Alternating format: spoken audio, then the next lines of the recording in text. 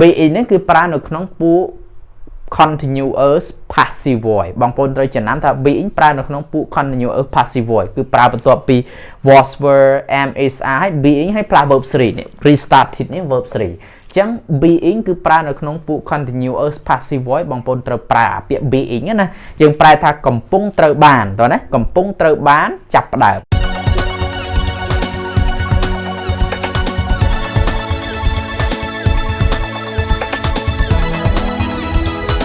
អូខេសូមគោរពជម្រាបសួរបងប្អូនប្រិយមិត្តដែលរៀននៅភាសាអង់គ្លេសបាទថ្ងៃនេះវិលមកជួបផ្សាយជាថ្មីហើយខ្ញុំយកវេយ្យាករណ៍អង់គ្លេសគឺ be been being ទៅតាមសំណុំពរ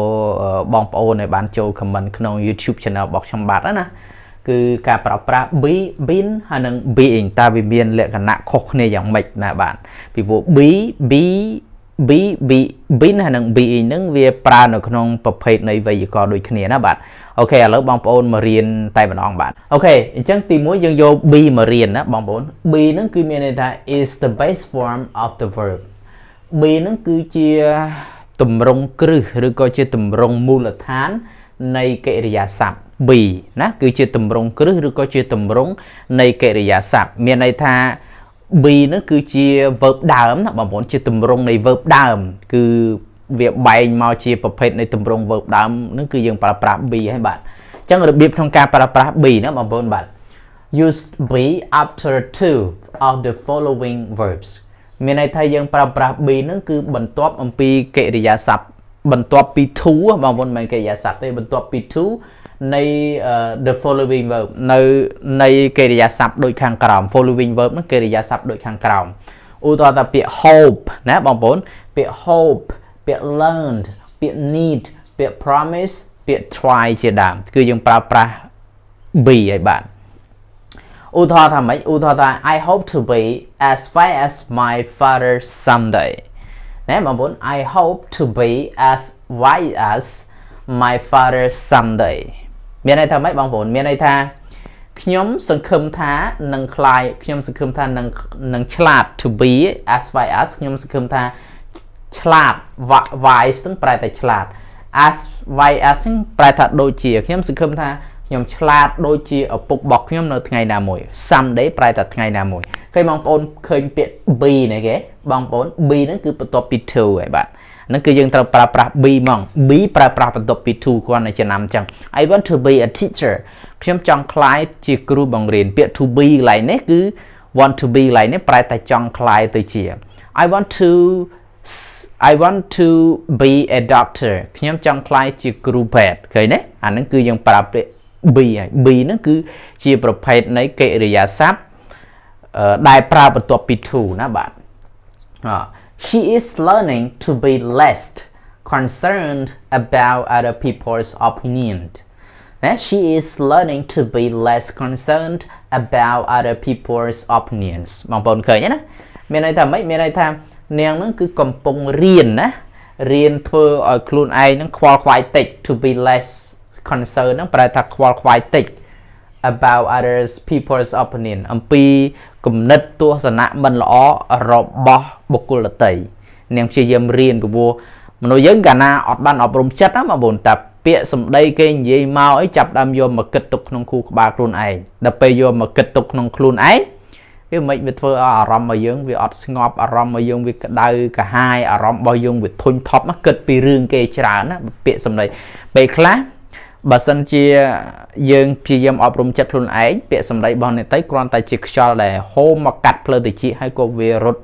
សัตว์អណ្ដែតទៅវាអត់មានអីមកចងចាំត្រូវចងចាំណាស់ណាទេបើបងប្អូនយកពាក្យគេមកគិតហើយព្យាយាមតេះឌីលខ្លួនឯងដោយសារតែពាក្យសម្ដីអ្នកអតីនឹងគឺធ្វើឲ្យយើងរងទុក្ខរងកម្មដេកមិនលក់បក់មិនហើយទេបាទ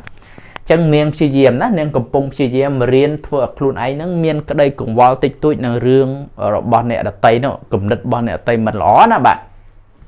តោះណាចឹងរបៀបក្នុងការប្រើប្រាស់ be អានេះគឺខ្ញុំយកចំណុច snow ក្នុងការប្រើប្រាស់ be ដែលស្ថិតនៅក្នុង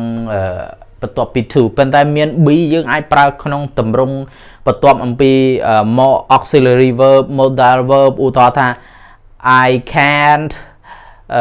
be a teacher ហ្នឹងក៏ប្រើបន្ទាប់អំពីពួក auxiliary ហើយនិងពួក ordinary verb ដែរបងប្អូន auxiliary verb ណាបងប្អូន I would be his wife ចឹងទៅអាហ្នឹងក៏ប្រើបន្ទាប់ពីពូ auxiliary verb ប៉ុន្តែខ្ញុំយកចំណុចគោលដៅធំយើងមកប្រើប្រាស់ក្នុងកន្លែងនេះបាទដល់ទៅពេលបន្តមកទៀតណាចំណុចទី2ហ្នឹងគឺការប្រើប្រាស់ being ម្ដងអាមិញ be ណាអានេះ being is the continuous form being ហ្នឹងគឺជាទម្រង់បច្ចុប្បន្នកាលកំពុងបន្ត of be នៃកិរិយាសព្ទ be អញ្ចឹង use being after am is are was were អានេះ present progressive ណាបងប្អូនបើ past progressive ដាក់ was were មួយទៀតមកណាបងប្អូនអានេះខ្ញុំមកសេសម្រាប់ present progressive ប៉ុន្តែ present past progressive គឺយើងប្រើបានដូចគ្នាអញ្ចឹងមានន័យថា being នេះគឺគេប្រើនៅក្នុងទម្រង់បច្ចុប្បន្នកាលកំពុងបន្តនៃកិរិយាសព្ទនេះគឺការប្រើប្រាស់ being ហ្នឹងគឺបន្ទាប់ពី am is are was were ណាបងប្អូន am is are was were ហ្នឹងគឺយើងប្រើប្រាស់ being ដែលប្រើនៅក្នុងទម្រង់ពួក passive voice ពួក passive voice មានន័យថាម៉េចបងប្អូនមានន័យថាប្រធានជាអ្នកទទួលរងនៅអំពើដែលគេប្រើប្រាស់នៅក្នុងទម្រង់ continuous ហើយស្ថិតនៅក្នុងពួក passive voice បងប្អូនត្រូវចំណាំថា being គេប្រើនៅក្នុងទម្រង់នៃពួក passive voice បាទនៅក្នុងទម្រង់present ឬក៏ past continuous ឬក៏ future continuous passive voice ណាបងប្អូនគឺប្រើប្រាស់នៅក្នុងពួក passive voice ដែលប្រើនៅក្នុង continuous tense គឺយើងត្រូវប្រើប្រាស់ being ឥឡូវចង់ដឹងថា continuous passive voice ហ្នឹងយើងប្រើប្រាស់យ៉ាងម៉េចយើងមករៀនមកមើលឧទាហរណ៍ណាបាទបងប្អូនមកមើលឧទាហរណ៍នៅក្នុងពួក passive voice ណាឧទាហរណ៍ថាម៉េច we can't use the internet now because it អាកន្លែងដាក់ it មួយទៀតណាបងប្អូនបាទអានេះខ្ញុំដាក់ it ឲ្យណាអូខេ because it is being restarted ណា it is being restarted អញ្ចឹងអានេះគឺជាប្រយោគធម្មតានេះបងប្អូនអូខេអានេះពីនេះមក we can't use the internet now ហ្នឹងគឺប្រយោគធម្មតាដល់ពេល because it is being restarted បងប្អូនឃើញពាក្យ being ហ៎បងប្អូន being នៅកន្លែងនេះឃើញទេគឺប្រើនៅក្នុងពួក present continuous passive voice គឺទម្រង់ពួក passive voice អញ្ចឹងខ្ញុំប្រែឲ្យថាម៉េចខ្ញុំប្រែថាពួកយើងមិនអាចប្រើប្រាស់អ៊ីនធឺណិតហ្នឹងឥឡូវបានទេ because ដោយសារតែអ៊ីនធឺណិតហ្នឹង is being restarted ដោយសារតែអ៊ីនធឺណិតហ្នឹងគឺកំពុងតែត្រូវបានឃើញកំពុងតែត្រូវបានចាប់ផ្ដើមដំណើរការ restarted ហ្នឹងគឺចាប់ផ្ដើមដំណើរការឃើញបងប្អូនឃើញពាក្យ being នេះទេបងប្អូន being ហ្នឹងគឺប្រើនៅក្នុងពួក continuous passive voice បងប្អូនត្រូវចំណាំថា being ប្រើនៅក្នុងពួក continuous passive voice គឺប្រើបន្ទាប់ពី was were am is are ហើយ being ហើយប្រើ verb 3 នេះ restarted នេះ verb 3 អញ្ចឹង being គឺប្រើនៅក្នុងពួក continuous passive voice បងប្អូនត្រូវប្រើពាក្យ being ណាយើងប្រែថាកំពុងត្រូវបានតោះណាកំពុងត្រូវបានចាដូចនេះ it is being restarted កំពុងត្រូវបានចាប់ផ្ដើមណាមួយទៀត I was being taught ឃើញបន្ទាប់ពី to be ទេបងប្អូនបន្ទាប់ពី am is are was were ណា I was being taught អានេះ verb 3 ណាបន្ទាប់ពីយើងប្រើប្រាស់បន្ទាប់អំពី am is are was were មកគឺ being ហើយបន្ទាប់ពី being គឺ verb 3 ជាដរាបណាបងប្អូនគឺពួក passive progressive passive voice ណាបងប្អូន passive voice ប្រើក្នុង continuous tense ណាអញ្ចឹងខ្ញុំកំពុងណាឃើញទេអានេះដោយសារវាជា past tense យើងប្រែថាខ្ញុំបានកំពុងណាខ្ញុំបានកំពុងត្រូវខ្ញុំកំពុងត្រូវបានណាខ្ញុំកំពុងត្រូវបានគេបង្រៀនឃើញ taught ខ្ញុំកំពុងត្រូវបានគេបង្រៀនឲ្យចេះប្រើប្រាស់កាភ្លើង during the war ក្នុងអំឡុងពេលសង្គ្រាមកើតឡើងអាហ្នឹងគឺយើងត្រូវប្រើប្រាស់ being បងប្អូនឃើញ